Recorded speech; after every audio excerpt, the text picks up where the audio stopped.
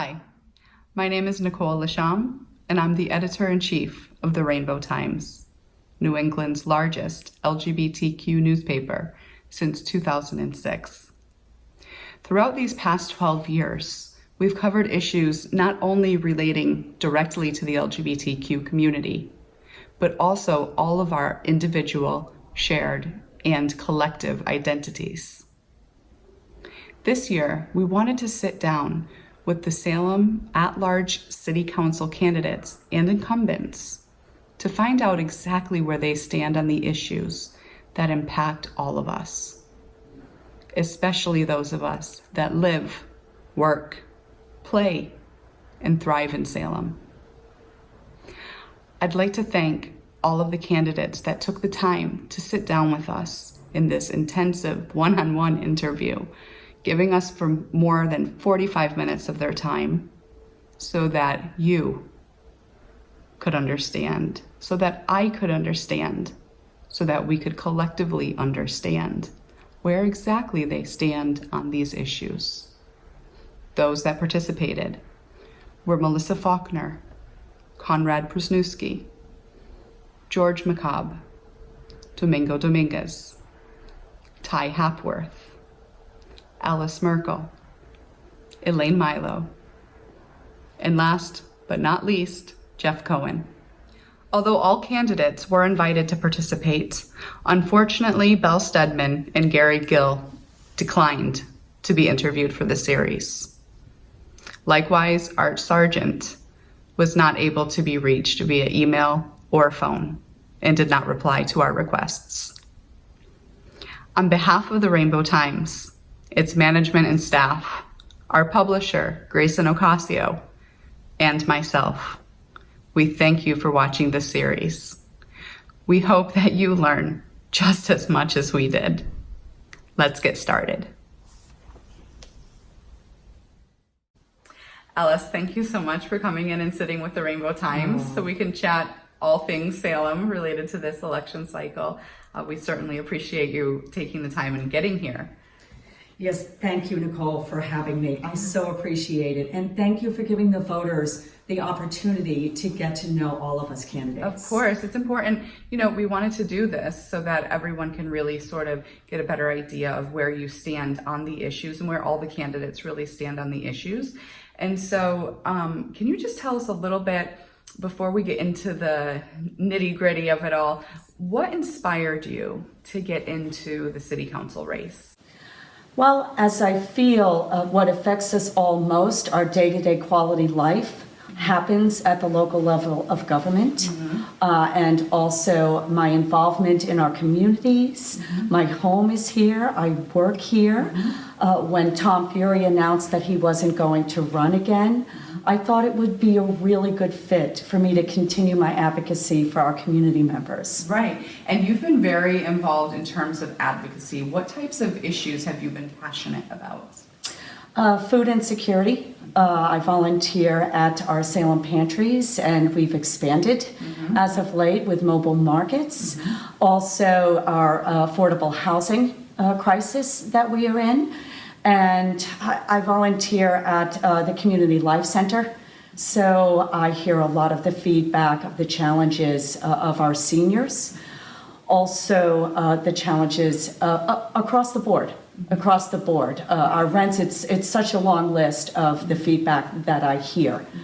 Also, it stems, my motivation stems from the hostile agenda that is currently coming from our, the nationally inspires me to want to address the importance of our local governments. I think they're more important than ever. Yeah, and has that agenda that we're seeing from the national level, yes, do you think that has trickled down into local politics? Yes, I think it's trickled down to a higher level of hostility towards sometimes certain groups of people and in general. Exactly. You mentioned about the housing crisis. What would you do to address that?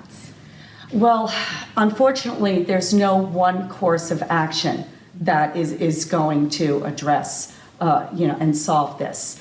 And it is a regional problem and a national problem as well. So it will take many courses of action from different directions.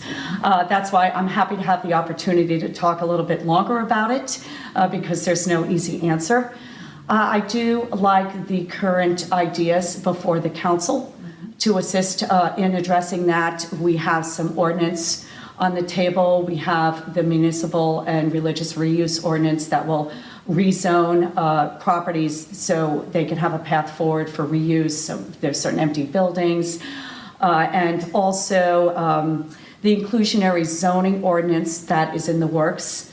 And that has a lot of good language. The accessory dwelling unit ordinance that will allow in-law apartments to be used. Right now, you can only rent them to to family members or caregivers, and this would allow it for general use, creating a lower priced rental unit for someone and assist people in staying in their homes. So it's a long list of actions. Also, it takes state and federal funds too to create affordable housings. And we have a new someone that the Salem Housing Authority has a new director who will be pursuing grants and funds in that direction. And also, I've been to several affordable housing trust fund meetings and hearing their work and their team effort and how they want to move forward. They have some great ideas. Mickey Northcutt from the North Shore CDC has talked a lot about it at these meetings, and he's been really interesting to listen to. He really supports these ordinance passing. He said it will be a big assistance if these pass for him to repurpose buildings and get a really high marker of affordability. Also, we have harbor lights that the city has worked with in creating housing. It's a long list. There's a lot going on, right? It's a lot going on, and we need to take all of these steps. Also, CPA funds, I believe it's a requirement, even that a certain percent are used for affordable housing. And we need to attack it from many different directions. Part of my frustration with the council has been the length of time some of these ordinances has been taking. And listening to at the forum everyone's intentions, which are really good, and everybody wants to see more affordable housing and people keep a roof over their heads. But wanting to get it right can't translate into not getting it done. Right, and the proposals that are on the table right now in council for those ordinances, are you in favor of all of them or some of them, and why? Yes, in general, I'm in support of all the ones that I have mentioned. It doesn't mean that language shouldn't be addressed in them. They do have to be done responsibly, but I feel they have been. We've had a lot of our city, agencies and committees that have put their input into these. So the language is good. The accessory dwelling unit, I have a little concern about if there's a turnover of the property, that it just doesn't end up something that both can just be rented. So there are some language as a counselor I will want to look at, but in general I think they're strong. To speak to that point too, what I've learned at going to all the meetings and the council meetings as well is it's not so much let's get at the highest percent of affordability possible. That doesn't work because for the private sector, we're asking them to address our housing needs. And if you just, let's make it instead of 10%, it's 25% that they have to make affordability, we will have no new units because they just won't do it. And also, there's other complexities in that instead of 10% affordable, let's make it 20. But what's defined as affordable? That's also based on what percentage of what they call the area median income, how much people make. So if it's 80% of that, that's a high income. And for most people, it's still not affordable. So I would support a lower percentage of affordable units if the affordability marker was more realistic. So it really has to be looked at. And like I said, listening to the members of the Affordable Housing Trust Fund, they've done a lot of research and know the language. And then you have to make it attractive to developers. Maybe, a small density bonus. I also really like having the component of the affordable units being required to be on site. What can happen is sometimes that marker is paid into a housing trust fund of some sort to be used for affordable units. But I like the concept of them being on site. That's also language that's in the inclusionary zoning ordinance. Mm-hmm. And what does that mean for you when you say you want it to be on site? Can you elaborate a little bit more on that? Yes, so what that means, that the development, the affordable units will be part of that development and not paid into some fund to be contributed to affordable units that might be in a different location or not happen for a long length of time. I like the concept of inclusionary zoning. And right now, a lot of people are either feeling like they are forced to leave Salem, people that have been here for a long time, or even people that have been here for a short time due to the costs and the expenses relating to housing, and particularly with the market rates surging even within the last couple of years. How do we get people to be able to afford to stay in Salem or bring that market rate down a little bit maybe to what's reasonable for most people's salary here in the city? Housing stock assists in keeping a balance. To have proper housing stock, adequate housing stock at each price point in the market contributes to stability at all the price points. Because to your point, it's across the board. It's people transitioning out of homelessness to low income, middle income, people wanting to downsize if they're seniors, a more livable home.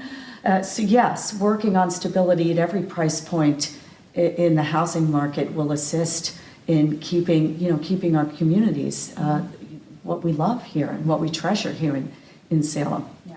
Yes. You mentioned earlier about how it is not acceptable the length of time that council has taken, or you have expressed that as a frustration that you've had in terms of getting ordinances passed or whatever initiatives the council is undertaking.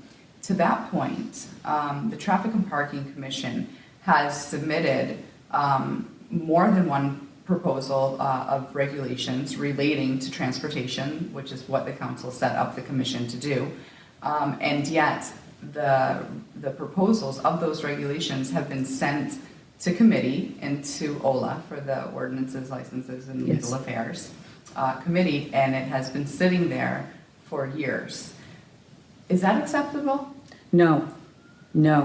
I know a couple of the members of the Traffic and Parking Commission, and they're excellent. I've listened to the director speak at different events, neighborhood association meetings. They have great ideas, and the City Council should be an assistance to the Traffic and Parking Commission, and to assist them to do and initiate their ideas instead of a hindrance. Mm-hmm. So do you believe then that the Traffic and Parking Commission should have the authority to be able to make these recommendations to council and they be implemented as expediently as possible? Yes, as I was talking to one of the members, it takes an ordinance change. Yes. It takes an ordinance change. Right. We might have to change the charter to change that requirement, but that's what takes such a length of time, that it takes an ordinance change to initiate their ideas. One example of that is, I live right downtown, and in front of the Witch Museum at the statue, it used to be two directions of traffic flow on each side of that, near the common when you come off that. And it was really challenging. People were confused about, is that one direction or two? So they changed it. So it's one direction of flow on each side. And I drive through that constantly, and I think it's much improved. It took months to just give that idea a try, and to put that in place. To me, that was just a common sense. That needs to change. Are the rules and regulations for the city council operations and how things are conducted, I guess the rules that govern the council and what they're able to do those need to be updated to reflect what the rest of, or I shouldn't say the rest, but what most other communities in Massachusetts have already done to make things a little faster moving and streamlined? That's a good question and a good point. It would be a really good idea to really look into our other local governments and see if they're addressing these issues and things, and the ordinance and city business is moving through their councils and committees more efficiently, and how they've made that happen. I think that would be a great idea and an excellent approach. Great. Yes. And there's been a lot of talk among different people in the city about developing a business improvement district. Do you support that, and why or why not? I think it's a great model. But what I would really want to feel comfortable about is if for some of our small businesses, it wouldn't overburden them. I know how hard it is for small businesses to survive. And if any extra expense would be a real hardship for them, then I wouldn't feel comfortable with it. So I think the model's a great idea. I know it's worked in Boston and in other communities to assist in just the overall maintenance and promotion of small businesses and keeping the communities strong and inviting. But I would want to really to have a conversation and have their voices at the table, since it's not unanimous to put that, it's not unanimous by the businesses that would be affected to put that in place, to make sure they are all comfortable with moving forward with that. But other than that, not wanting to overburden our businesses, I think it's a great model. I want to focus on forward thinking to help promote our businesses, and I think that is forward thinking.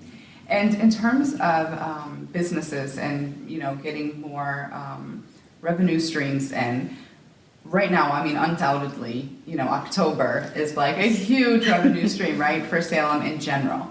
Yes. But I'm wondering, are there other ways that we can create greater opportunities for businesses to generate more revenue consistently through the year, like they are able to do in October, or similarly to what they can do in October? Yes, and we have a lot of great advocates in Salem doing that. We do, and it's very important. I've spoken with Salem Main Streets, Destination Salem, and our chamber, and I love the way they work as a team, very often to promote our businesses.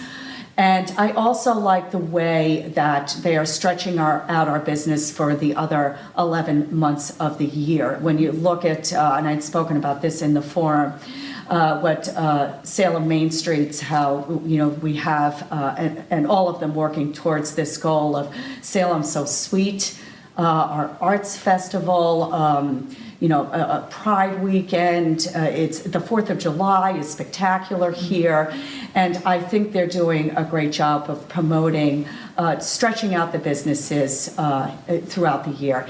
And also forward thinking, as I mentioned, I like Mainvest. Pretty sure that's the name of it, where you can invest in a local business, and then you'll want to support it because you've invested in it. We have Work Bar, which is a great model. I've toured that. how people who just want, a space for running their business or in their, entrepreneurial endeavor, where they only need a couple days a week. That's forward thinking. The pop-up models. So if a business, when they're closed, can still be bringing in revenue, and then there's another opportunity. So all of that, to me, is great advocacy for promoting business in Salem, and also to get our locals involved in supporting our businesses. And that works into traffic and parking. I hear people say, I would come down more often if the traffic wasn't so bad and I could park. That brings us into the model for the intercity shuttle. Would be helpful for that. Get the locals able to keep supporting our businesses that aren't living downtown. Do you support the city shuttle? Is this a Salem owned and operated function, or is this somehow tied into the MBTA? I believe that the feasibility study was done for just an intercity shuttle. And it's an interesting model because I know they're looking into two different ideas of one that just goes around and makes stops the conventional way, or one that operates kind of on a lift model where people put in that I would like a pickup here and I'm going there, and they try to coordinate. But also working with the MBTA to maybe improve bus routes. Let's take a look at that. As you said, for town and city, intercity and town transportation. So yes, let's take a look at all of it. How did you think the study went with the bike lanes, the pop-up bike lanes in the new scooter program? Yes, I'm in favor of trying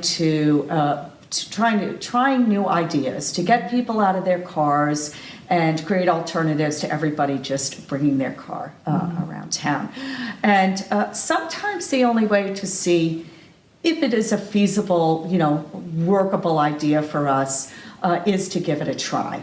The bike lanes, in my opinion, I would not support continuing them. Why? Because as I was door knocking extensively on Lafayette Street and the areas that were affected by them, it took too many parking spaces for the people that live in their communities. And also, I stopped for pizza on Lafayette Street, and the man said that it was hard on his business because the cones and the block off were in front of some of the businesses, and people just can't pull over and stop. So unfortunately, I don't think that idea worked. Okay. And how about the scooters? The scooters.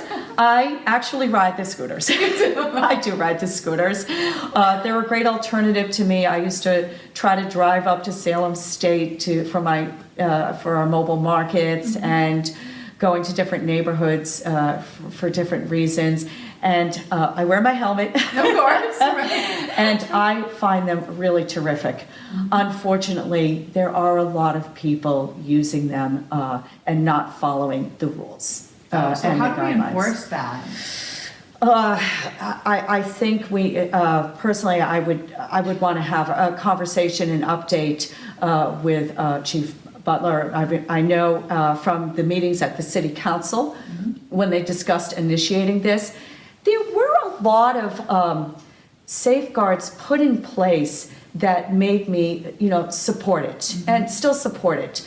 The fact that when they operate similar to the rules of bicycles, but with the scooters, they're off the streets at 10 o'clock, so you can't get on them in the middle of the night. They have GPS capabilities for certain areas, so where it's heavy pedestrian, they won't work. They're 18 and older, and so I was happy about what they looked at and the model they put in place. But unfortunately, and also our police chief has the authority to shut it down if she feels it's not working. So I felt comfortable after I went to the meeting and heard and learned about how they were going to present the program. But unfortunately, I am seeing a lot of people, I guess, adults are putting youth on them, not having the helmets in the middle of the roads. I think we need to maybe communicate with how our law enforcement feels. I would like their opinion on how they feel the model is working, and if they feel they can address it properly so it's not a safety hazard. I mean, it's impossible, whether it's cars or bikes or scooters, to have everybody following the rules and operating safely. But yeah, we'll try to address. But in terms of like using them and getting from point A to point B, it obviously gets some cars off of the road as well. So in that sense, do you see that as like a positive asset to continue, assuming that, the police department and Chief Butler takes obviously a thorough look at what their ends and their responsibilities are with that. If they were able to, regulate it to the point where they're satisfied, is that a program that you would like to keep in place? Yes, if they feel comfortable. They're the experts in safety, and if they feel comfortable, I have found it a terrific alternative to my car. I have not tried them yet, but I am dying to. Yes, so. I do. I find it great. Cool. In terms of the scooter conversation, it really brings up the issue of accessibility. So the scooters help people obviously to get from point A to B, but there are a lot of people who are disabled that have a very difficult time navigating around Salem. For example, there are pieces of sidewalks that are extremely damaged and in bad shape and don't seem to comply with the ADA requirements. There are, the cobblestones, of course, in Derby Square, which are beautiful, but many people of all sorts of abilities or disabilities have issues sometimes walking on those as well. There are elevators located in some of the older buildings, although they're there. Those elevators are also at times inaccessible to people who are struggling to get to them. And so I'm wondering, how can we address this issue of accessibility in the city while still preserving the integrity and the historical structures? Yes, it's a tough balance. Yeah. It is, but we do need to do more. I agree with you. We do have all those challenges, and the infrastructure needs to be stronger. It needs to be more accessible for everyone to be getting around Salem comfortably. Do you support, modifying, existing structures to be able to make them more ADA compliant? Yes, ADA compliant. Yes, I do. Okay. Yes, I do. We that has to be a priority. Yes, right. It does. And do you think that it is a critical priority right now in the city to address those as soon as possible? Yes. Okay. Yes, I do. Thank you, Alice. So let's go to sanctuary. This is obviously the last election cycle. Sanctuary was a hotly contested debate. And, a lot of people have expressed dissatisfaction with the Sanctuary for Peace ordinance, which, even though it did not take away or did not threaten to take away any type of federal funding from the city, it also gave our immigrant community a sense of at least a peace of mind, knowing that they can call the police and the police is not going to retaliate by turning somebody over to ICE perhaps, or giving out addresses or anything like that. I know the police department has very solidly stood on the side of we're not here to be sort of ICE's puppets, so to speak. So the Sanctuary for Peace ordinance as it stands, however, a lot of people also have said we want to strengthen it because it's not strong enough. When you look at what's happening at the national level right now and the atrocities that are being committed against the immigrant community by ICE at detention centers, even in Massachusetts here, there are people being held and deported at rampant rates, and it's really, there have been raids going on and all sorts of things. Do we need to strengthen the Sanctuary for Peace ordinance to protect our immigrant residents, or do you think we should leave it as it is? Okay, yes, you are spot on with everything you have just pointed out. Also, too, we want people to feel comfortable interacting with our city agencies. Right. Yes. I not only supported the ordinance to protect our immigrant community members, I was a volunteer for the Yes on One campaign. So I am a strong supporter of it, and I was very impressed, as I always am, with our police and their support. I don't have enough good things to say about our police and how they interact with our community and what they do here. I really appreciated that very much through the campaign and still. Do you think it needs to be strengthened? Yes, I would like us to take a look at it with the current hostile agenda coming at our immigrant community nationally. And yes, I would like to take a look at it and really examine the specifics and make it as strong as possible. So our immigrant community members feels comfortable living here. They feel safe and supported and not targeted in any way.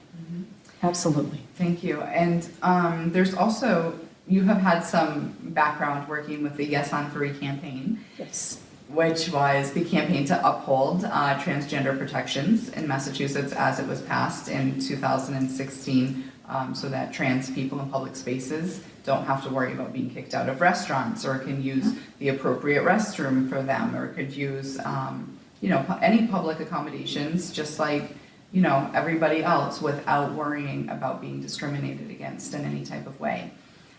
You volunteered for the Yes on 3 campaign. You did some instructional trainings. For example, at Salem State, you were a presenter there, and I was very honored to join you. It was a great meeting with all those students. What motivated you to get involved with an initiative that unfortunately a lot of people wouldn't get involved in? Yes, it was. I enjoyed our work together, Nicole. It was a great opportunity to get to know you. And yes, I was a volunteer, a speaker for our Yes on 3 campaign. What motivated me was when I initially heard about it, was informed, any group of people getting thrown out of our non-discrimination laws at the state level is something right out of the gate I have a huge problem with. I'm an activist in many different directions. And then the more I learned about the specifics of it, the more I was motivated to get as involved as I possibly could. My daughter at the time was a social worker for at the Chicago House Ryan White Foundation. And also was a case manager for youth living with HIV and AIDS. So when I went to her for information, and she really enlightened me about the challenges for our transgender community members. And so the more I learned, the more the importance of this resonated with me and motivated me to get involved. Also, just because it's Massachusetts doesn't mean I was confident that it would be successful. As you know, in Houston, they had a similar ordinance called HERO to protect their transgender community members. And early polling showed incredible support for the ordinance. But then the opposition started. Yes. And at that time, and correct me if I'm not remembering wrong, but they had the first openly gay mayor in Houston. They're considered progressive, and it failed. And it failed. Right. So it Why was do you going think to it failed? Do you think it was that not enough people got out to support it, or what do you think happened with that? Because sadly, fear and intimidation are effective tools in our society. That's why it failed, because they're effective. And that's why we need strong education for people. We need to get out there and have conversations And I think that's why it's stirring fear is a tactic that worked. And that's why we needed a big effort. But the good news is we were successful. And not only that, it was a great way to start a conversation that needed to happen. And it was a great opportunity to educate people. So it's all good. It ended up on that. Yes, in the good yes, place, it ended up in a good place. And also, my initial motivation too, I was in New York City in the 80s with the AIDS crisis. Firsthand, all of us lost people that we knew in the AIDS crisis. And I saw firsthand what misinformation and fear can cause for a community. Where are you with the LGBTQ community? Currently, let's see, the Healthy Youth Act, I recently have been, in the spring, lobbying for at the State House. As you know, the LGBTQ youth are particularly and disproportionately vulnerable to sexual assault. So I think that's really important. And also just, again, the national agenda coming out against our LGBT community members serving in the military. As you know, it's a very, it's scary times. Yeah. So I want to do everything I can to protect and just keep on top. That's just one example of legislation we need to keep on top of and push for to continually protect and do everything we can to show support for our LGBTQ community members. Just showing support, listening and hearing from the Rainbow Times and all our resources to let us know, hey, this is what we're facing and this is how our community members can help. This is how our local government can help. If we pass this will assist in strengthening. So what I'm hearing, so you are very passionate about that, and of course, you know, I'm sure all members of the LGBTQ community appreciate your passion and your dedication to it. Is it fair to say then, if there was an initiative, proposal, an ordinance, a resolution, and so on and so forth that came in front of council relating directly to the LGBT community, that you would be supportive of it? Yes, we not only need to vote to support it, like we did with Yes on 3.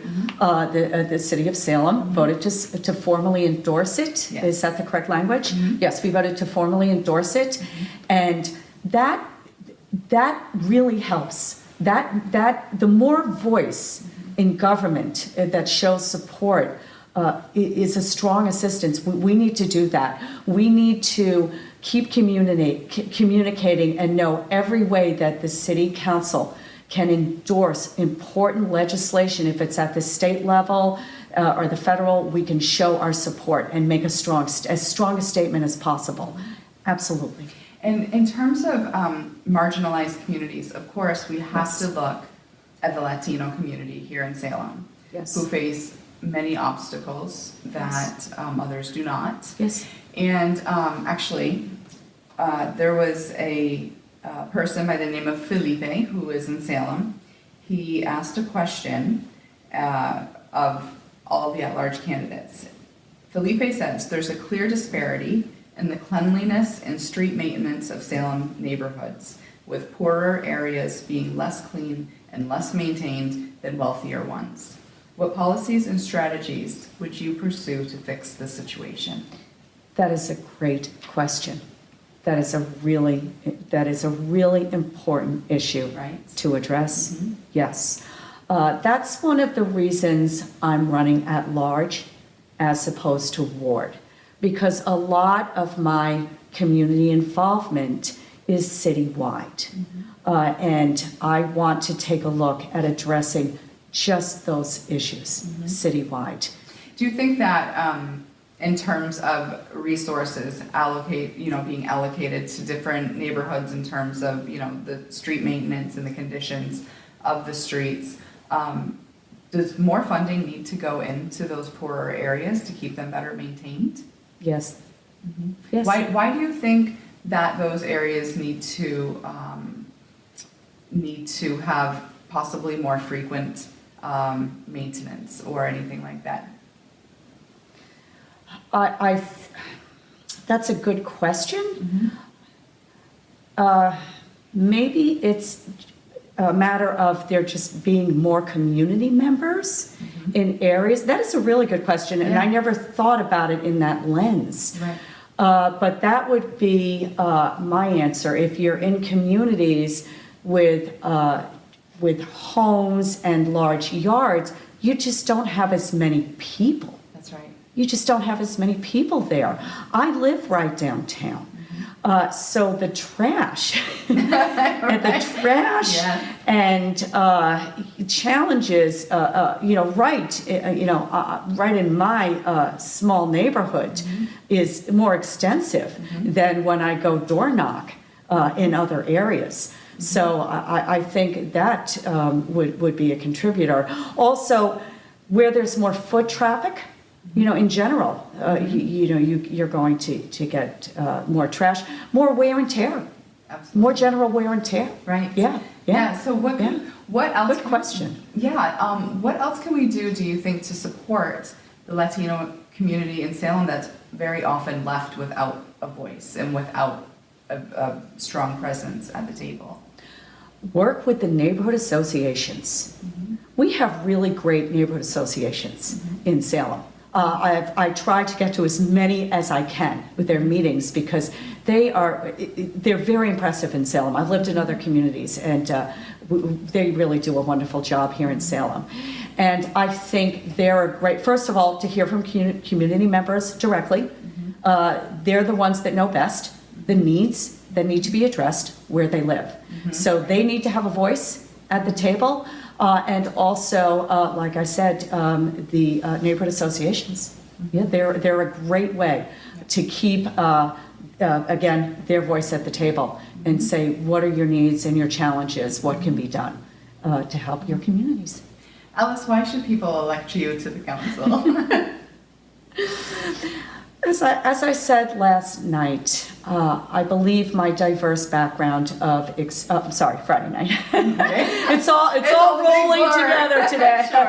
Now they just roll into one.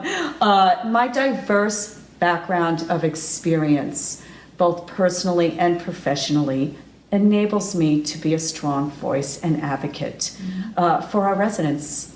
I've faced different challenges of my own. Like I always feel it is your life experiences that can guide your passions, as I said, living in New York in the 80s.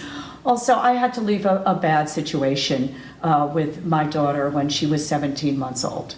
And I was on food stamps, which is now the SNAP program, and housing was challenging. Constantly moving. We moved 6 times by her age of 6.